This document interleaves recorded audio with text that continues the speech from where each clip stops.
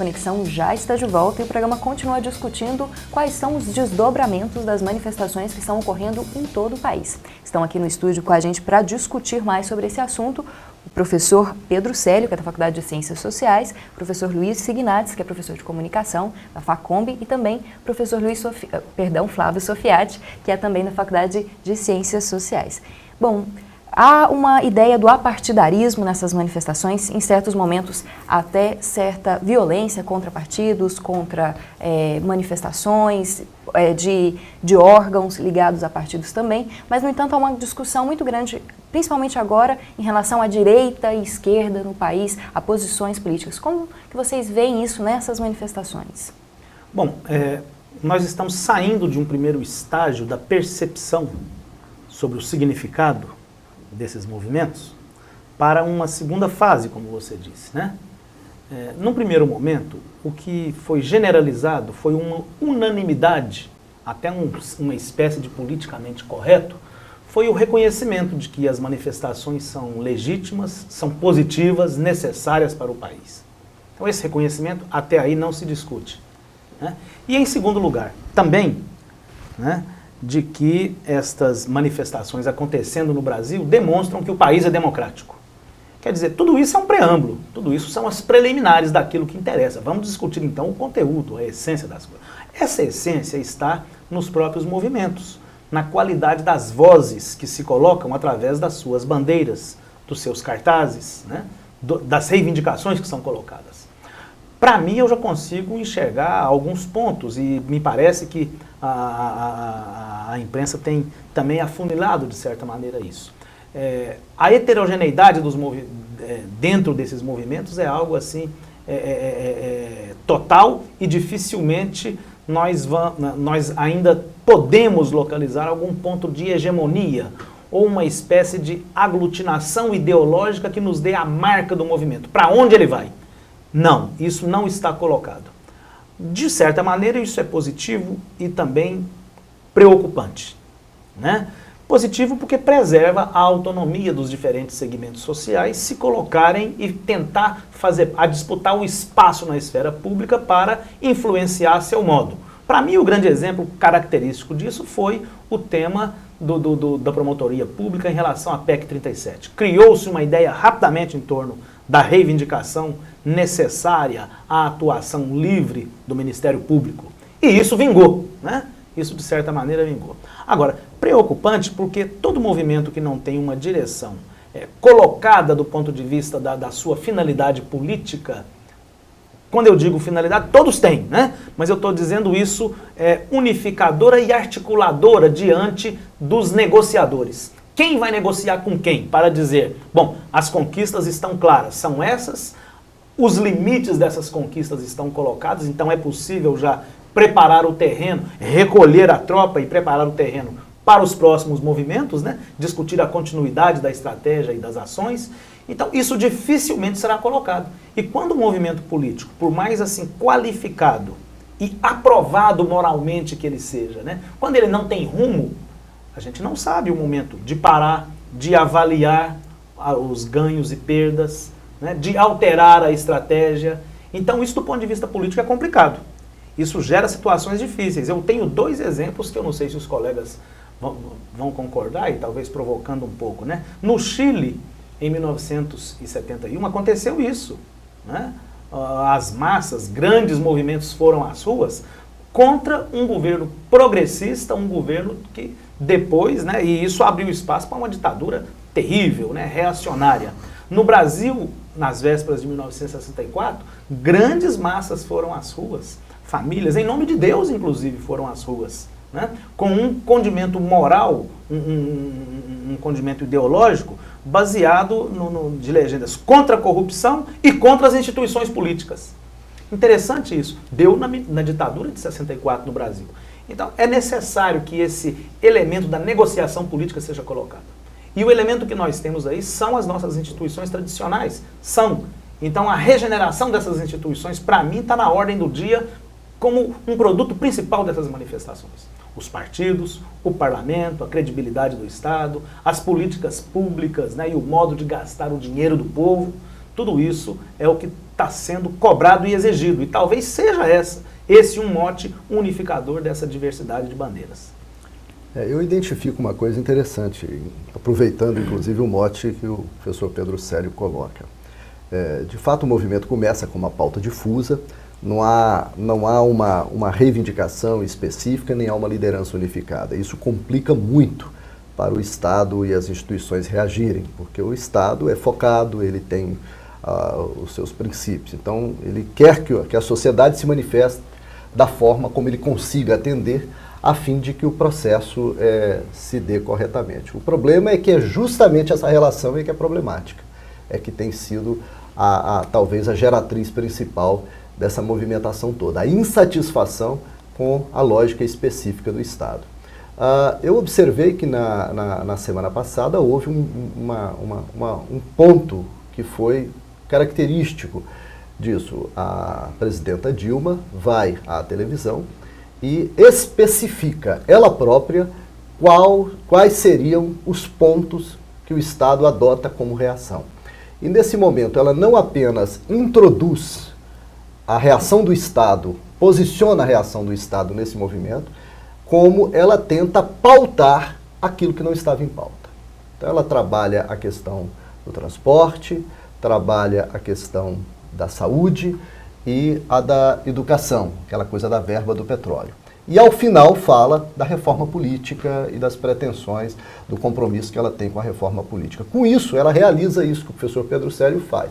Disse que é a legitimar o movimento enquanto tal. Né? Não seria de se esperar outra coisa. Não só a presidenta Dilma, como, em geral, as pessoas que governam o país hoje, quando na juventude fizeram parte de movimentos semelhantes a esse. Foram para as ruas para lutar contra a então ditadura militar. Então é natural que nesse momento eles reconheçam essas movimentações e evidentemente legitime o que está posto na sociedade. Nesse sentido, eu acho que é o primeiro teste que a nossa democracia tem e ela passa nesse teste.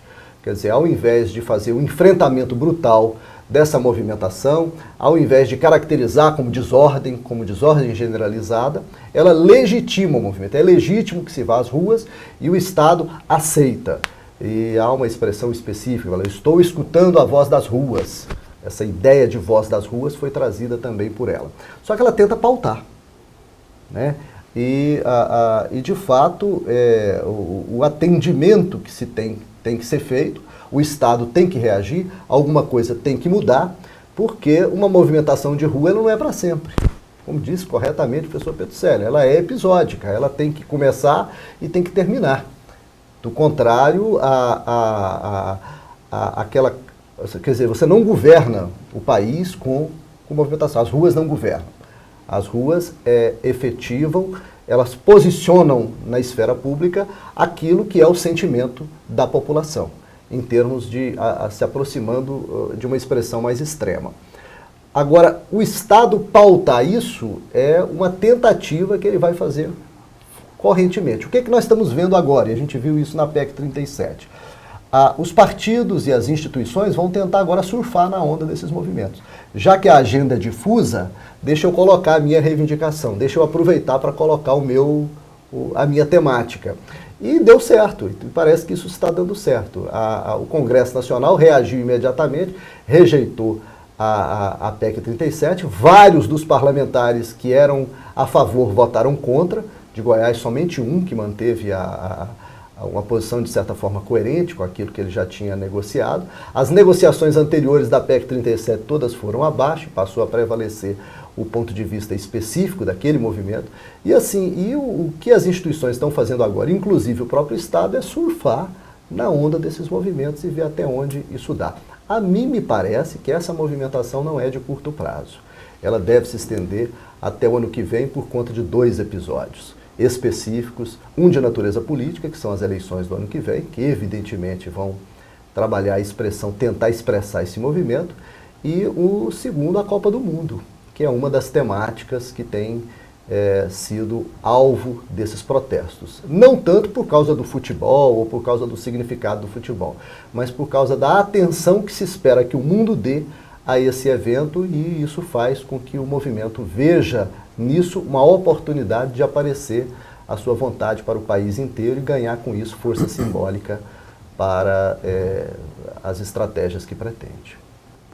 Uma coisa que me parece evidente é que essa mobilização de rua está sendo disputada pelos vários setores político-partidários presentes no Brasil, direita, esquerda. E é importante entender o seguinte: primeira coisa, eu do meu ponto de vista não vejo possibilidade de avançar na democracia brasileira sem as instituições partidárias, porque são elas que organizam, enfim, né, os interesses, as bandeiras, né, os grupos da sociedade para disputar o Estado. Né? Porém, é fundamental entender o ponto de vista da juventude, que é o principal protagonista nas ruas, para conseguir fazer o diálogo com eles. Né? E nós estamos falando de uma geração que viu, primeiro, né, o governo Fernando Henrique, a perspectiva do PSDB, da social-democracia, né, de transformação e radicalização da democracia, que no final se consagrou num governo neoliberal.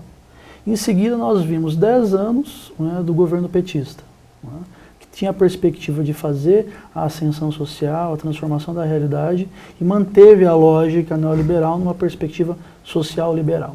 Então, essa geração nova que está nas ruas viu esses 18 anos, né, e a história recente do Brasil é a história que eles vivenciaram. Então, quando eles estão falando contra os partidos, na verdade eles estão falando contra esses dois grandes grupos que agregam outros grupos partidários e que governam o Brasil há 18 anos. O contraditório desse processo é que quando você vai para as ruas, não são esses partidos em geral que estão. São principalmente os partidos da extrema esquerda e setores, né, da esquerda do PT. E são eles que são contraditoriamente hostilizados.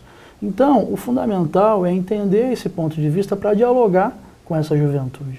Eu lembro que aqui em Goiânia, na manifestação, um desses cartazes era direita, interrogação, esquerda, interrogação.